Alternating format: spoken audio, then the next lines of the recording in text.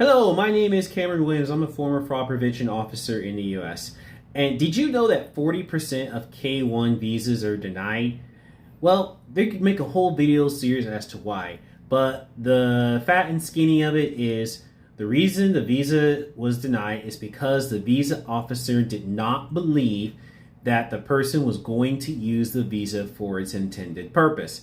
In the case of a K-1, that the relationship is not genuine, that she's just using him for a green card, or he's trying to bring her over for human trafficking reasons.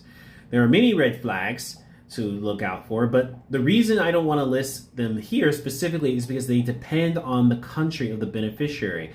That's why it's not so good to get advice from YouTube, because it doesn't take into account the individual fraud patterns of that country.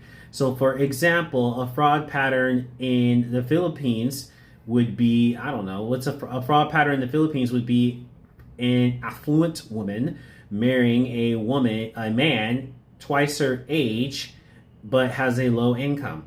In India, a huge age gap would be a red flag, whereas in the Philippines, a large age gap would be perfectly normal. So make sure you look up the fraud pattern specifically for your country. Thanks.